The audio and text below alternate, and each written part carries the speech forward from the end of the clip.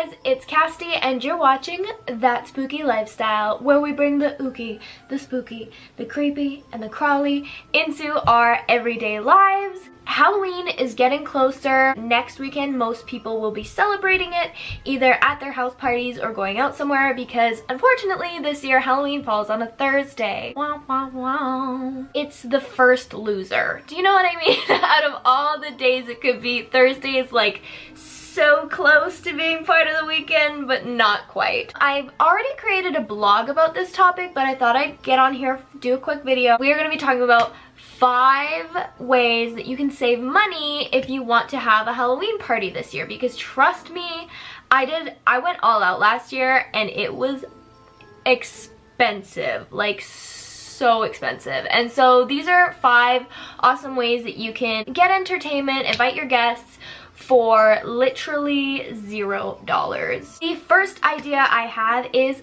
serial killer trivia. Now this might sound a little bit morbid, but a lot of people nowadays are into true crime. We're just fascinated by things that we don't understand or that kind of scare us. People are just fascinated by that. That's just a human trait we have. So for this, basically I made multiple choice questions and then my guests could vote on which answer they thought it was. I had questions like, what does BTK stand for in the BTK killer? I had questions like, what famous serial killer was caught in Lincoln, Montana? So things like, just questions like that, where basically I looked up different serial killers, found a bunch of facts about them, and then used all the different serial killers to make the different multiple choice questions. So it made it a bit harder for the guests to guess which answer was right, and all of my guests loved this game. They thought it was so fun. It was something that they hadn't really done before at different Halloween parties, and yeah, it went over really well. And honestly, all I needed was some paper and I had that lying around already, so it really cost me nothing compared to the other things that I bought for the party. My second idea is an email invite. Last year I did spend quite a bit of money just on the invites. It was all like black envelopes, black paper. I had like a special silver pen. Then I had to buy a bunch of Halloween stickers, and like then I crafted it, so then there was more paper. It was so expensive. People don't understand how expensive crafting paper is, especially like cardstock, like the thicker paper. So expensive. So I thought this was actually a really neat idea to do an email invite, because you can make these just as creative, just as inspiring, just as crazy and scary and cool. You could even link to like a YouTube video if you wanted to in your email, so you could actually do like a personal invite like this. I think that would be really cool, and I'm so pissed off that I didn't think of it. Like, girl, you make YouTube videos all the time. Why did you not think that would be an amazing way to invite your guests? God, some days my brain just not working. Okay, my third idea, hear me out before you start judging, is hide and seek. Now, I know that sounds super lame and whatever, but me and my boyfriend used to do this when we lived in our apartment, and I can tell you that adult hide and seek is effing scary, okay? We shut off all the lights, and then you could just walk around with either like your phone or a candle. Like, you didn't get, you know, a flashlight or anything that was like, you couldn't use like the flashlight on your phone as light, so it was so dark.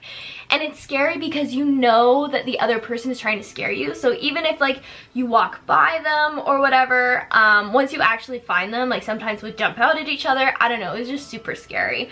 And then especially if you're older, you can also have hide and seek outside. Like, you can set a certain perimeter of where everyone can hide, and I think that would be really fun.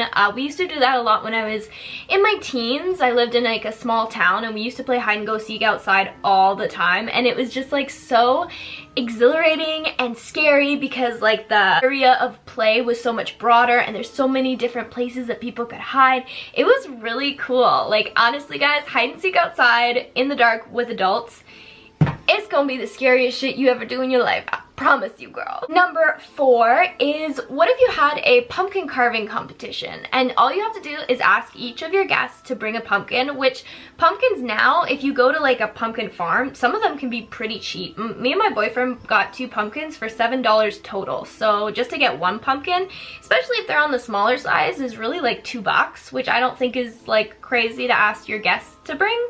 So if everyone brought their own pumpkin and you wanted to be the judge, you could have a pumpkin carving competition at your Halloween party, and I think that would be pretty fun and really like on brand. Do you know what I'm saying?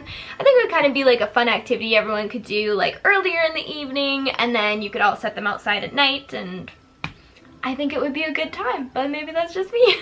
And my last and final idea is a Halloween scavenger hunt. And I would do this with things that are already in your house, decorations you've already bought, or features of your house or like the area you're in that already exist, and you just go around leaving the clues everywhere. This would be super inexpensive and it's so fun. Honestly, like, I can't think of one person who doesn't love a good scavenger hunt. They're just exciting. It's like competition, and it's just like, especially if it was Halloween themed, like, oh fuck, I'm getting excited just thinking about it. I love scavenger hunts. I've made quite a few in my years. Thank you very much, for like birthday parties or just parties in general. I've done quite a few of them. I love scavenger hunts. I love planning them, love doing them. I just think it would be really fun, and you could just do it with things that are laying around the house. You could add like some riddles to it, or, you know, more puzzles. Like, you could get very creative with it with things that you already have. So yeah, that is my 5 ideas for you guys to keep your party a little bit more inexpensive but still entertaining, still fun, still creative. And yeah, if you guys haven't already, check out thatspookylifestyle.com. I post a bunch of blogs on there about spooky stuff. My latest one is 10 witchy Instagram shops that are killing it on Instagram. Trust me, you will want to buy everything. These shops are just the aesthetic and the stuff they make. I just want it all. You know what I'm saying? So thatspookylifestyle.com if you want to read more about that. And thank you guys so much for watching. Follow me on my Instagram at thatspookylifestyle. I'm super active on there, posting all the time, just random stuff. And thank you so much for watching this video. Thank you for everyone who's been to my blog, been reading them. And I hope you guys have an ooky, spooky Halloween. And I'll see you guys in my next video.